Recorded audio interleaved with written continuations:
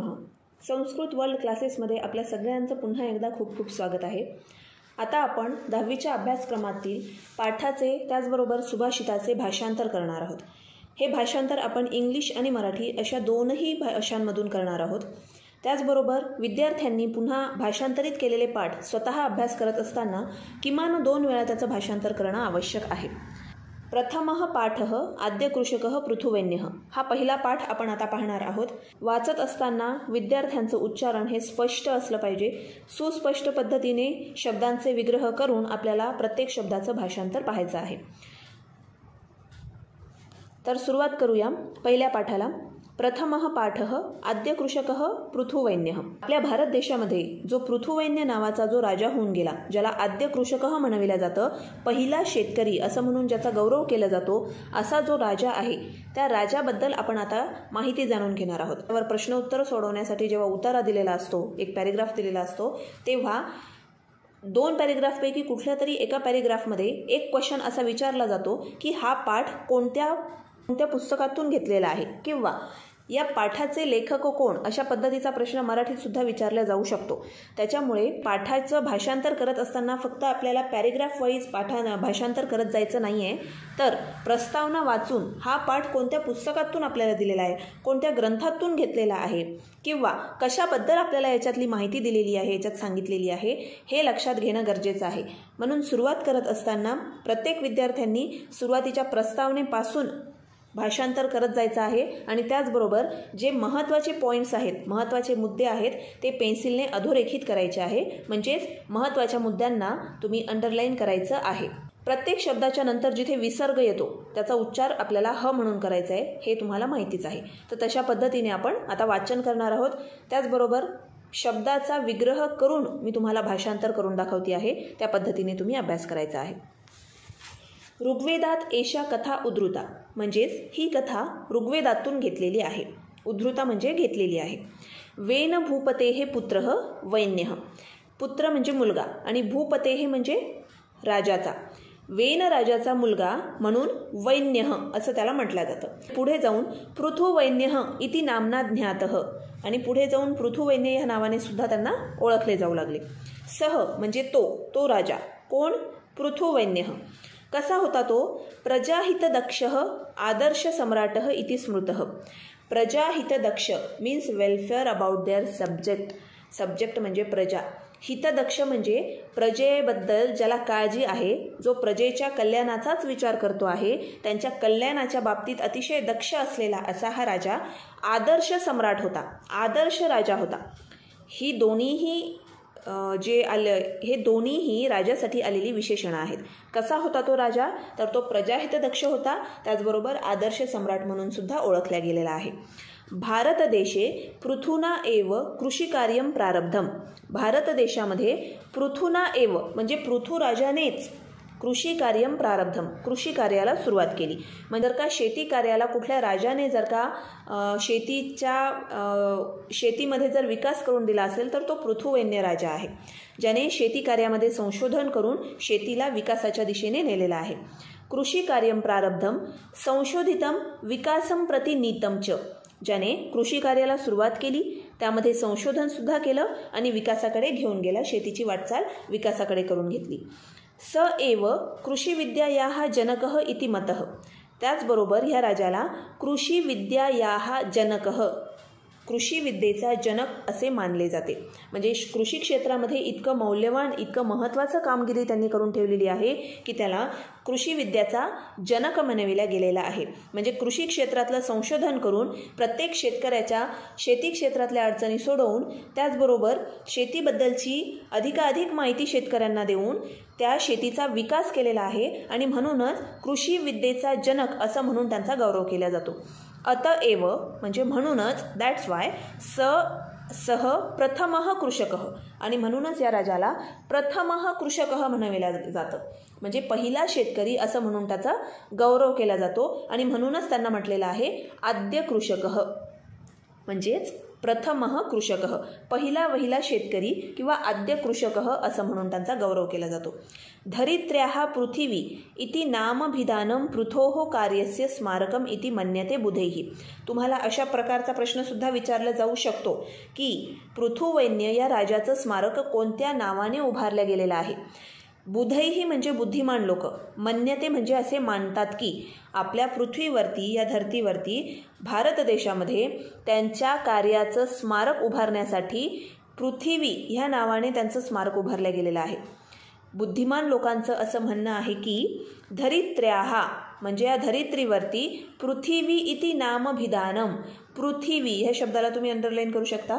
पृथिवी म्हणजेच पृथिवी या नावाने, नामाभिधानम म्हणजे ह्या नावाने पृथोः कार्यस्य स्मारकम, पृथो म्हणजे या पृथुराजाच्या कार्याचं स्मारक, त्याच्या कार्याची ओळख आणि त्याची ओळख राहावी म्हणून पृथिवी या नावाने स्मारक इथे उभारलं गेलेलं आहे असे बुद्धिमान लोक मानतात. आता आपण पाठाला सुरुवात करणार आहोत. भूपालः पृथुवैन्यः नाम धरायां प्रथमः अभिषिक्त सम्राट. भूपालः म्हणजे राजा. त्याचबरोबर तुम्ही भूपाल या शब्दाला समानार्थी शब्द कोणता द्याल तर राजा किंवा नृपः हा शब्दसुद्धा याच्यासाठी येऊ शकतो. धड्यामध्ये जेव्हा तुम्हाला पॅरेग्राफच्या खाली सिनॉनिम अँटॉनिम म्हणजेच समानार्थी विरुद्धार्थी शब्द दिले जातात तेव्हा पाठातीलच शब्द तिथे दिलेले असतात. आता पाठातील शब्द कोणत्या अर्थाचा आहे हे कळण्यासाठी व्यवस्थित भाषांतर करणं गरजेचं आहे. भूपालः म्हणजे नृपः किंवा राजा, म्हणजे राजा. कोणता राजा तर पृथुवैन्यः, पृथुवैन्य नावाचा जो राजा आहे तो धरायां प्रथमः अभिषिक्त सम्राट, या पृथ्वीवरचा पहिला अभिषिक्त सम्राट मानला जातो. पहिला अभिषिक्त सम्राट होऊन गेलेला आहे. म्हणजेच काय, द किंग पृथुवैन्य first enthroned king on the earth, या पृथ्वीवरचा पहिला अभिषिक्त सम्राट आहे. प्रयाग क्षेत्रे पृथुनृपस्य राजधानी आसीत. प्रयाग क्षेत्रामध्ये म्हणजे प्रयागला या पृथुराजाच्या राज्याची राजधानी होती. म्हणजे हा राजा ज्या राज्यामध्ये राज्य करायचा त्या राज्याची राजधानी होती प्रयाग ह्या ठिकाणी. Means the capital of his kingdom in the Prayag. राज्याभिषेक समय, राज्याभिषेक म्हणजेच कॉन्सिक्रिएशन, जेव्हा या राजाचा राज्याभिषेक होणार होता त्यावेळेला चारणाः पृथुनृपस्य स्तुती गातुम उत्सुकाः. संधी विग्रहाकडे व्यवस्थित लक्ष द्या. राज्याभिषेकाच्या वेळी चारणाः म्हणजे सेलेस्टिकल्स. आता सेलेस्टिकल्स म्हणजे काय तर राजदरबारामध्ये राजाची स्तुती गाणारे जे लोक असतात ते सेलेस्टिकल्स. आता ते अनेक होते म्हणून हा चारण शब्द अनेक वचनामध्ये लिहिलेला आहे, बहुवचनामध्ये लिहिलेला आहे.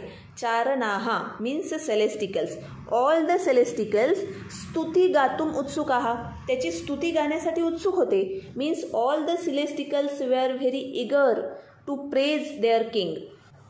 तदा means at that time. Then पृथुः आज्ञापयत, आज्ञापयत म्हणजे त्याने आज्ञा दिली त्यांना. काय आज्ञा दिली? At that time the king पृथु ऑर्डर्ड देम, त्याने ऑर्डर दिली की तिष्ठन्तु चारणाः let the singers wait or stop, म्हणजे हे चारणांनो तुम्ही थांबा. यावत मम सद्गुणाः न प्रकटीभवन्ति तावत अहम न स्तोतव्यः. संधी विग्रह पुन्हा एकदा इथे आहे.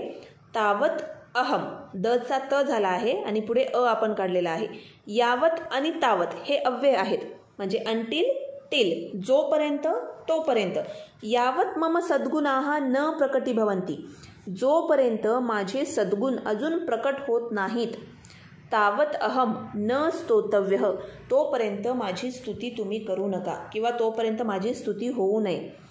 आता माझे सद्गुण जोपर्यंत प्रकट होत नाहीत म्हणजे काय, अर्थात हा राजा अतिशय विनम्र आहे आणि म्हणूनच हा राजा सगळ्यांना प्रिय आहे. आणि तो राजा होण्याच्या वेळेला जेव्हा राज्याभिषेकाची वेळ आहे तेव्हा तो अजून विनम्रतेने आपल्या चारणांना, आपल्या तिथल्या स्तुती गायकांना सांगू इच्छितो की कृपया माझी इतकी स्तुती करू नका. अजून माझे सद्गुण जेव्हा प्रकट होतील तेव्हा मी त्या योग्य बनेल आणि तेव्हा तुम्ही माझी स्तुती गा. म्हणजेच पुन्हा एकदा विनम्रतेने तो त्या चारणांना विनंती करतो किंवा सांगतो की तुम्ही आत्ता माझी स्तुती गाऊ नका. सद्गुण म्हणजे व्हर्च्यूज, चांगले गुण, चांगल्या क्वालिटीज. यावत म्हणजे जोपर्यंत. Until my virtues are not revealed, revealed म्हणजे प्रकट होत नाहीत तोपर्यंत. तावत अहम न स्तोतव्यः, till I should not be praised, तोपर्यंत मी प्रेज करण्यास योग्य नाही आहे, तोपर्यंत माझी स्तुती तुम्ही करू नका. स्तवनम तू ईश्वरस्य एव भवेत, तुम्ही स्तवन कोणाचं करायचं आहे किंवा स्तुती कोणाची करायची आहे, तर ईश्वरस्य एव, लास्टला एव उरतं, स्यपर्यंत आपण थांबलेलो आहे. ईश्वरस्य म्हणजे ईश्वराची, तुम्ही कोणाची स्तुती करायची आहे. So you should only praise to God. God is praiseworthy, only God is worthy to be praise. पृथुनृपस्य एतादृशीं निस्पृहतां ज्ञात्वा प्रसन्नाः अभवन्, पृथुराजाची एतादृशी म्हणजे अशा प्रकारची, ह्या प्रकारची निस्पृहताम, निस्पृहताम म्हणजे निस्पृह त्याची वृत्ती, त्याची फक्त एवढीच इच्छा आहे की त्यांनी प्रजेसाठी काम करायचं आहे. मग त्याची ही निस्पृहता पाहून, निस्पृहता म्हणजे desirelessness, the quality of desirelessness. ज्ञात्वा म्हणजे जाणून घेऊन किंवा पाहून, by knowing the desirelessness of the king किंवा having seen the desirelessness quality of the king, प्रसन्नाः अभवन्, स्तुतिगायकाः प्रसन्नाः अभवन्. ऑल द सेलेस्टिकल्स किंवा all the singers were very pleased, सगळे सिंगर्स काय झाले, आनंदी झाले. प्रसन्नाः म्हणजे अतिशय आनंदी झाले. They were pleased. एकदा पृथुराजः स्वराज्य भ्रमणम अकरोत. वन्स टाइम, एकदा काय झालं, पृथुराजः स्वराज्ये म्हणजे त्याच्या स्वराज्यामध्ये, त्याच्या किंगडममध्ये भ्रमणम अकरोत फिरत होता. सायंकाळच्या वेळी किंवा रात्रीच्या वेळेला तो राज्यामध्ये फेरफटका याच्यासाठी मारायचा की जेणेकरून आपल्या प्रजेची स्थिती कशी आहे किंवा प्रजा कशी जीवन जगत आहे हे पाहायचे आहे. आता पूर्वीच्या काळामध्ये राजे लोक जेव्हा फेरफटका मारायला निघायचे तेव्हा ते वेषांतर करायचे, कारण वेषांतर केल्याच्या नंतर आपण राजा नाही आहे हे, आपण जर राजा आहे हे जर लोकांना कळलं तर कदाचित सत्य परिस्थिती त्याला कळणार नाही. म्हणूनच वेषांतरित करून राजा एकदा फेरफटका मारायला निघालेला होता. तर तेव्हा त्याने काय पाहिलं, एकदा पृथुराजः स्वराज्य भ्रमणम अकरोत. Once the king was wandering in his kingdom. भ्रमण समय means during wandering, at the time of wandering, तेन दृष्टम त्याने पाहिलं की, ही सॉ दॅट, यत म्हणजे दॅट, की ते प्रजाः अतीव कृशाः अशक्ताः च. The subject were very thin and weak. अतीव कृशाः, कृशा म्हणजे थीन, बारीक झालेली आहे, आणि अशक्ताः म्हणजे अतिशय वीक बनलेली आहे. त्याची जी प्रजा आहे ती कसं जीवन जगत आहे हे त्याला दिसलं. भ्रमण समये तेन दृष्टम यत् प्रजाः अतीव कृशाः अशक्ताः च. During the time of wandering he saw that his subject were very thin and weak.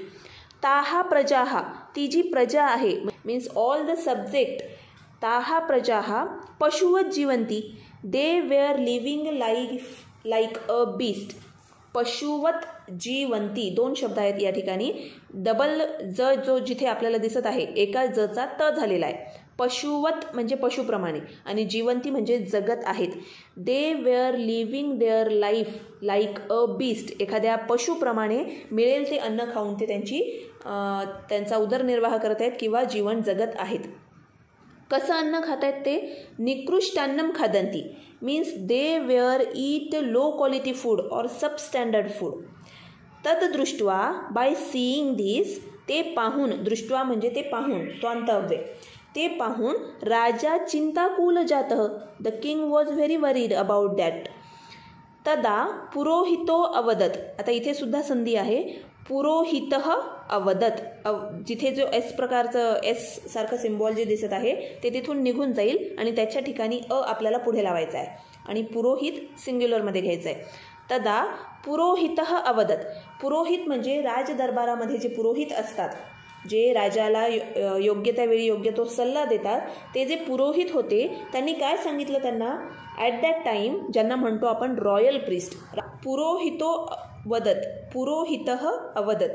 तेव्हा रॉयल प्रिस्ट म्हणाले की, at that time royal priest sed, हे राजन, धनधान्यादी म्हणजे धनधान्य इत्यादी, all the things like wealth, crops, corns etcetera, सर्व वस्तू जातम, all दिस things वस्तुतः वसुंधरा याः उदर एव वर्तते.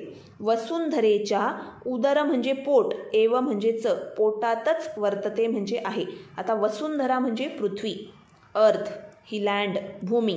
या भूमीमध्येच ह्या सगळ्या गोष्टी आहेत असं पुरोहितांनी त्यांना सांगितलं. This things are inside in the earth. उदर एव, आता पृथ्वीच्या पोटामध्ये आहे म्हणजेच काय, inside in the earth only. तत्प्राप्तुम यतस्व means try to get them. तत् म्हणजे त्या वस्तूंना, प्राप्तुम म्हणजे मिळवण्यासाठी, यतस्व म्हणजे प्रयत्न कर. तदा पृथुभूपेन तदर्थम धनुः सज्जीकृतम. हे ऐकल्याच्या नंतर पृथुराजाने लगेचच आपला धनुष्य जो आहे तो सज्ज केला. म्हणजे धनुष्यावर बाण लावला, बाण चढवला आणि तो एकदम बाण सज्ज करून बाण सोडण्यासाठी तयार झाला. तदा पृथुभूपेन तद अर्थम धनुः सज्जीकृतम means at that time after hearing this he prepared his bow. त्याचा जो धनुष्य आहे तो त्याने प्रिपेअर्ड केला म्हणजे तयार केला आणि धनुष्य घेऊन तो सज्ज झाला. तदा भूमी स्त्रीरूपम धृत्वा तस्य पुरतः प्रकटिता अभवत अवदत च. आता या ठिकाणी अभवत आणि अवदत असे दोन क्रियापद आलेले आहेत. प्रकटिता अभवत म्हणजे प्रकट झाली आणि अवदत च म्हणजे आणि ती म्हणाली, म्हणजे प्रकट होऊन ती म्हणाली. कोण? तदा भूमी तेव्हा भूमी जी आहे, ही जी पृथ्वी आहे, ही जी वसुंधरा आहे. आता इथे सुद्धा वसुंधरेसाठी सिनोनिम तुम्हाला विचारलं जाणार आहे. एकतर वसुंधरा लिहा, भूमी लिहा किंवा पृथ्वी लिहा. तदा भूमी at that time the earth स्त्रीरूपम धृत्वा, स्त्रीरूप धारण करून, appeared in the form of a woman, प्रकटिता पुरतः प्रकटिता अभवत त्याच्या समोर प्रकट झाली, means came in front of the king. हे राजेंद्र, ती म्हणाली, हे राजा किंवा हे राजेंद्रा, तव पिता म्हणजे तुझे जे पिता होते, युअर फादर, दुःशासकः मीन्स बॅड किंग. ते कसे होते? दुःशासक.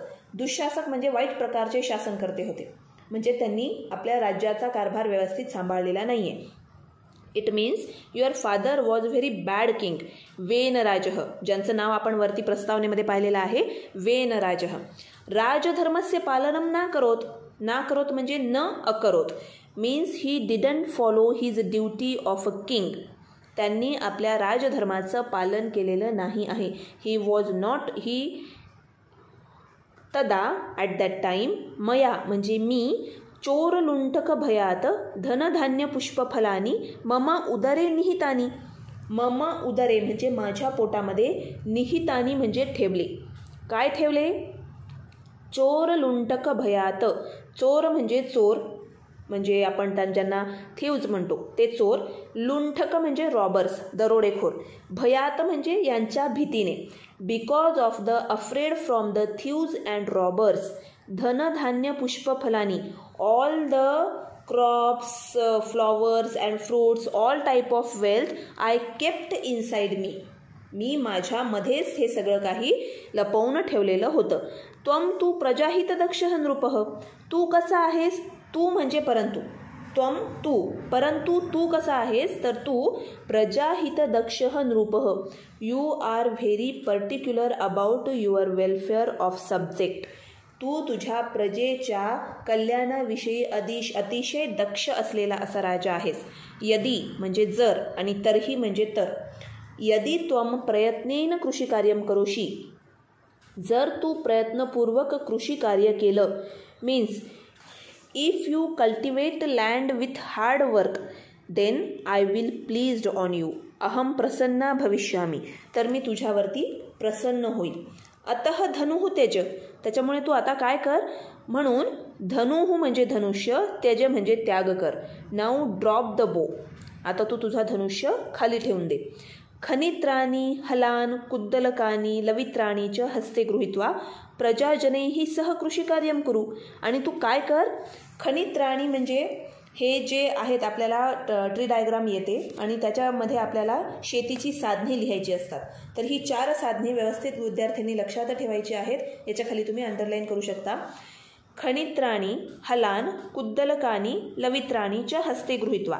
हातामध्ये ही 4ही साधनं घेऊन प्रजाजनैहि सह प्रजेसोबत कृषी कार्यम करू. कृषी कार्य कर. You cultivate the land with the help of agriculture tools with the help of subject. Agriculture tool हातात घेऊन तू प्रजेसोबत शेती करायची आहे. आता हे टूल्स कोणते कोणते आहेत ते आपण पाहूया. Plug, hose, spades and tools for digging. म्हणजे खणित्राणी म्हणजे खणायचं जे साधन असतं ते, हल, कुदळ आणि त्याचबरोबर लवित्राणी म्हणजे विळा. खनित्राणी म्हणजे प्लग, हलान म्हणजे होज, कुद्दलकानी म्हणजे स्पेड्स आणि लवित्राणी म्हणजे विळा ज्याला आपण म्हणतो टूल्स फॉर डिगिंग. हे जे काही टूल्स आपल्याला लागणार आहेत ते सगळे घेऊन प्रजेसोबत तुला कृषी कार्य करायचं आहे. With the help of subject, you have to do the work of agriculture. भूमातुः उपदेशं मनसी निधाय. भूमातुः म्हणजे मदर अर्थचा, आपल्या पृथ्वीचा, आपल्या भूमातेचा उपदेश मनसी निधाय मनामध्ये ठेवून किंवा व्यवस्थित लक्षपूर्वक ऐकून. पृथुवैन्यः नदीनां Margam अवरुद्ध्य means he built the barriers in the river and used the water for the agriculture. त्याने नदीचा मार्ग अडवून कृषी कार्यासाठी जलाचा उपयोग केला. त्याचबरोबर त्याने काय केलं, वृष्टी जलसंचयम कृत्वा जलव्यवस्थापनम अकरोत. He manage the water of a rainfall. त्याने पृथ्वीवर पडणारं जे वर्षा आहे किंवा पावसाचं पाणी आहे त्या पाण्याचा उपयोगसुद्धा शेतीसाठी केला आणि तशा पद्धतीचं पाण्याचं नियोजन केलं. He manage the rain water for agriculture. By storing the water of rain he manage the water. भूमीम उर्वरतमाम कर्तुम प्रायतत. भूमीम म्हणजे भूमीला, या पृथ्वीला, उर्वरतमाम कर्तुम प्रायतत means he tries to fertile the land. त्याने ही जमीन कशी बनवली, he make the land fertile. त्याने पूर्ण सुपीक जमीन करून टाकली. जी पूर्ण नापीक जमीन होती, ज्याच्यामधून काहीही पिकत नव्हतं, अशा जमिनीला पाण्याचा व्यवस्थित संचय करून, पाण्याचं व्यवस्थापन करून, पाणी त्या जमिनीला देऊन त्या पृथ्वीला धनधान्य किंवा पीक व्यवस्थित येईल अशा पद्धतीचं सुपीक त्याने बनवण्याचा प्रयत्न केला. त्यानंतर तस्मिन क्षेत्रे त्या जमिनीवरती ऑन द लँड जनाहा धान्य बीजानी अपवन मीन्स द सब्जेक्ट सोड the seeds in the land. त्यानंतर ह्या लोकांनी काय केलं, त्या सगळ्या प्रजाजनांनी त्या अशा सुपीक जमिनीमध्ये बीजाचं रोपण केलं. धान्याच्या ज्या बीज होत्या त्यांचं रोपण केलं. स नैकेभ्यः वृक्षेभ्यः विविध प्रकारकाणां बीजानां संकलनम चयनम च परिश्रमेन अकरोत. इथे सुद्धा या ठिकाणी विद्यार्थ्यांनी हे वाक्य सुद्धा लक्षात ठेवायचं आहे. याला सुद्धा तुम्ही अंडरलाईन करून घेऊ शकता. हे वाक्य आणि याच्या पुढचं वाक्य. इथे काय सांगितलेलं आहे की त्यांनी फक्त बियाच रोवल्यात का, बिया आणल्या आणि रोवल्या असं केलं नाही, तर अनेक वेगवेगळ्या प्रकारच्या बिया त्यांनी आधी गोळा केल्या, त्यातल्या चांगल्या बिया निवडल्या आणि त्यानंतर त्या बियांवर संस्करण केलं, काही प्रक्रिया केल्या आणि नंतर त्या बिया त्यांनी जमिनीमध्ये रोवल्या. अशा चांगल्या प्रकारच्या बियांचं त्यांनी रोपण केलं. तर त्याचं वाक्य काय आहे, नैकेभ्यः वृक्षेभ्यः विविध प्रकारकाणां बीजानां म्हणजेच अनेक प्रकारच्या वृक्षांच्या विविध प्रकारच्या बियांचं संकलन केलं. Collected many types of seeds from the many trees. चयनम च परिश्रमेन अकरोत. बीजानां संस्करणम कृत्वा. त्यानंतर त्यांनी बीजांवर संस्करण केलं, त्या बियांवरती संस्करण केलं, काही प्रक्रिया केली. Then they were proceed the seed grains. They were proceed the seed grains. Then they sowed the seeds. त्यानंतर त्यांनी पेरणी केली. म्हणजे त्या बीजांवर, त्या बियांवरती संस्करण करून त्यानंतर त्याची त्यांनी पेरणी केलेली आहे. पर्जन्यानंतरम. Then what happened. पर्जन्यानंतर मीन्स आफ्टर रेनफॉल. बीजेभ्यः अंकुराः उद्भूताः means seeds put out shoots. पर्जन्यानंतर म्हणजे पाऊस पडून गेल्याच्या नंतर त्या बीजांना अंकुर फुटले. Seeds put out the shoots. अंकुराः म्हणजे छोटे छोटे पालवी त्यांना फुटायला लागली. धनधान्य लाभेन सर्वे प्रजाजनाः संतुष्टाः च अभवन धनधान्य लाभामुळे सगळे प्रजाजन संतुष्ट झाले. आता आपल्याला धान्य मिळणार आहे, चांगल्या प्रकारचं पीक उगवणार आहे, ह्या कल्पनेने सगळे प्रजाजन संतुष्ट झाले म्हणजे आनंदी झाले. By obtaining the grain they were pleased, means all the subject were pleased. एषः कल्याणकारी नृपः, हा राजा कसा होता? एषः म्हणजे हा. This king who was very welfare about their subject, कल्याणकारी म्हणजे आपल्या प्रजेचं हित जाणणारा होता. पृथिव्याम प्रशासने अग्रणी, means he was a leading ruler, प्रशासन करण्यामध्ये अग्रणी होता, तरबेज होता. प्रशासन कसं करतात हे त्याला चांगल्या पद्धतीने माहीत होतं, म्हणून त्याला म्हटलेलं आहे पृथिव्याम प्रशासने अग्रणी, he was a leading ruler. And also जनसेवाव्रतीच अभवत, मीन्स सर्विंग सब्जेक्ट, आपल्या प्रजेची सेवा करणारा असा हा राजा होऊन गेलेला आहे. तर ह्या राजाविषयीची ही माहिती आता आपण पाहिलेली आहे. महत्त्वाच्या गोष्टींना विद्यार्थ्यांनी अंडरलाईन केलं असेल असं मी समजते.